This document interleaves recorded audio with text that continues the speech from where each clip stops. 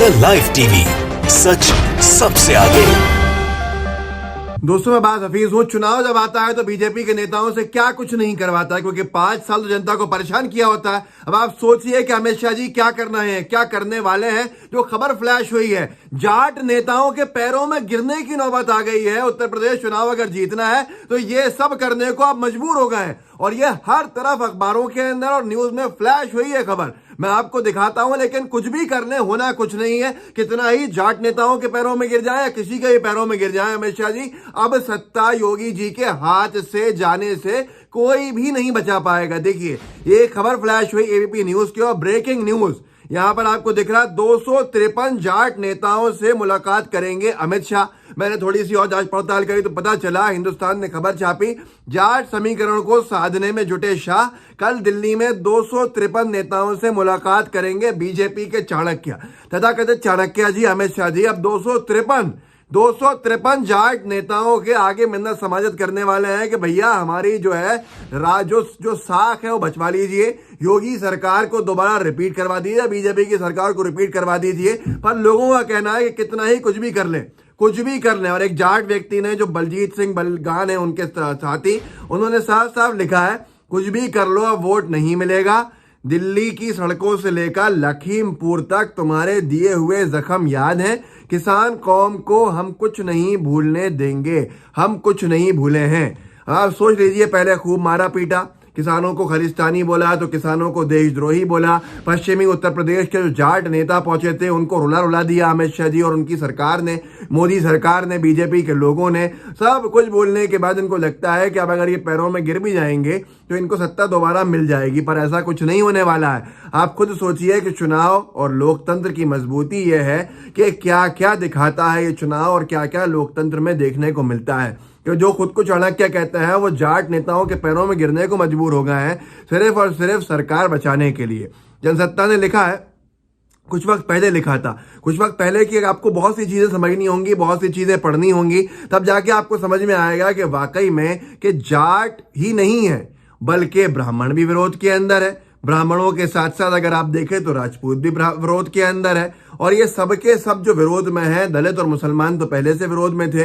अब इन सब को कैसे साधेंगे, यहां तक कि मैं आपको आगे याद दिलाऊंगा कि कैसे राजपूत समुदाय के लोगों ने नोएडा के गांवों में एंट्री पर प्रतिबंध लगा दिया था भाजपा का, जो मैंने वीडियो भी आपको दिखाया था। किसने कार्ड पे, शादी के कार्डों पे छपवा लिया था कि यहाँ बीजेपी के लोगों को अंदर आना मना है। कहाँ बोर्ड लग गए थे। वो सारी चीजें अगर गोदी मीडिया ने दिखाई होती तो आज बीजेपी के तथाकथित चाणक्य जी की ये स्थिति नहीं होती कि वो जाट नेताओं के पैरों में गिरने को मजबूर हो जाते।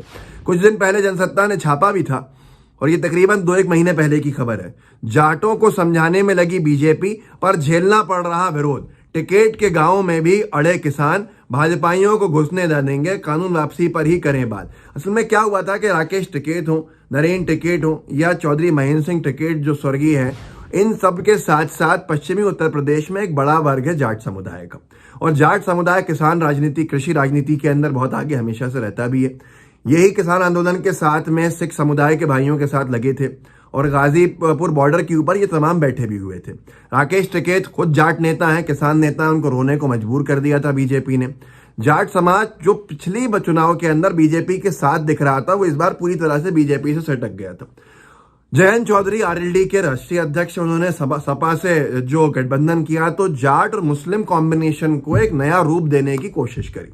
अब इसके अंदर बीजेपी की इस रूप से मौत दिख गई सामने बीजेपी को, और अब धीरे धीरे भाजपा का इतना विरोध शुरू हो गया कि बीजेपी को वो तमाम दिन याद आने लगे कि यार पहले कुछ कर लिया होता। ये बोर्ड देखिए, जब भारतीय किसान यूनियन जिंदाबाद का बोर्ड लगा था, जय जवान जय किसान, बीजेपी वालों का इस गांव में आना सख्त मना है, किसान एकता, भदरोला, संभल।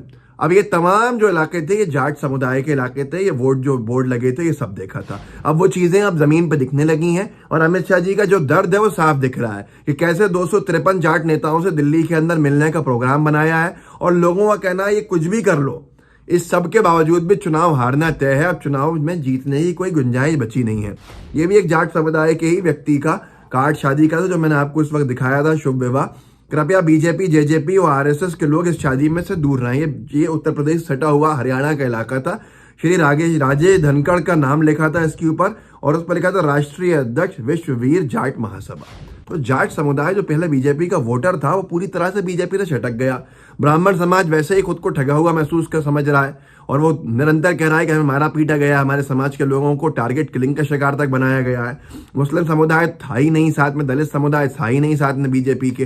पूरा कास्ट इक्वेशन जो उसको जातिगत समीकरण कहते हैं वो बिगड़ चुका है। वो ऐसा बिगड़ा है कि कुछ महीने से देख रही थी बीजेपी, लेकिन गोदी मीडिया की वजह से नजरअंदाज की हुई थी और अब वो जो फसल है वो पूरी तरह से पक चुकी है। अमित तोमर ने डाला था कुछ वक्त पहले, जब ग्रेटर नोएडा के अंदर योगी आदित्यनाथ जी के पोस्टर जाट समाज के लोग, राजपूत समाज के लोग फाड़ रहे थे। आप खुद देखिए, मुख्यमंत्री योगी आदित्यनाथ के कार्यक्रम से पहले दादरी क्षेत्र में लगातार फाड़े जा रहे हैं मुख्यमंत्री योगी जी और दादरी विधायक तेजपाल नागर के पोस्टर। राजपूत विरोधी भाजपा, ये राजपूत समाज में गुस्सा था। आप इस वीडियो को देखिए और फिर कुछ और वीडियोस दिखाऊंगा जिससे समझ में आ जाएगा कि यह आज विरोध नहीं है। बीजेपी का कई महीनों से विरोध चल रहा है, कभी जाट समुदाय में, कभी राजपूत समुदाय में, कभी ब्राह्मण समाज के अंदर, लेकिन भाजपा गोदी मीडिया की वजह से उसे देख नहीं रही थी। तो आज ये नौबत आ गई कि अमित शाह जी को मिन्नत समाजत गिड़गिड़ाना पड़ रहा है 253 जाट नेताओं के सामने, ताकि किसी तरह से तो उत्तर प्रदेश के चुनाव के समीकरण सुधरे और बहुत से इनके नेताओं की जमानत जब्त होने से बच जाए। लेकिन ये वीडियो देखिए अमित तोमर का, इससे आपको समझ में आ जाएगा कि जो आज हो रहा है, जो पटकथा इसकी बहुत पहले दिख गई थी सामने।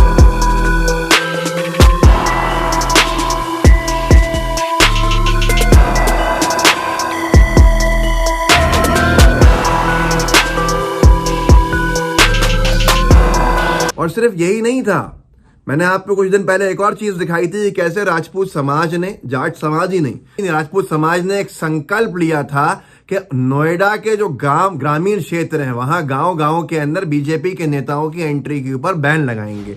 अभिषेक चौहान ने डाला था, नोएडा की जनता ने संकल्प लिया है, स्थानीय को लाना है, नोएडा मांगे बदलाव। आज नोएडा के गांव से आए सभी युवा साथियों ने प्रण लिया है, गांव में बीजेपी के नेताओं का आना सख्त मना है।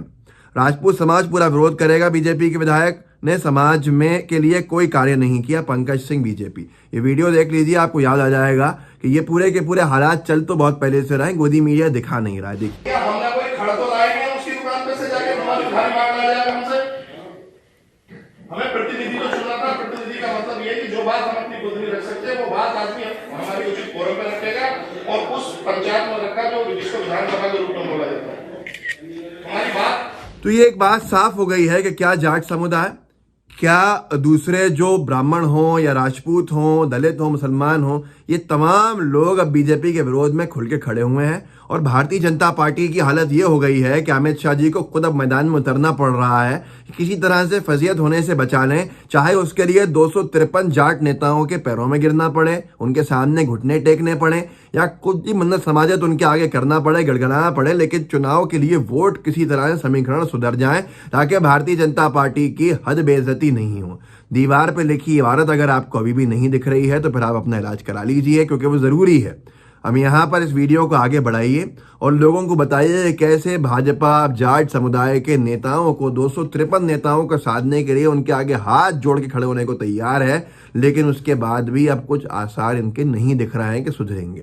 इस वीडियो को आगे बढ़ाइएगा, लोगों को जागरूक कर सकते हैं। वीडियो व्हाट्सएप ग्रुप में शेयर करके जरूर कीजिएगा, इसका लिंक कॉपी करके वहां पेस्ट कर दीजिएगा और साथ में लाइव टीवी को सब्सक्राइब कीजिएगा और बेल आइकन दबाइएगा। जय हिंद, जय भारत।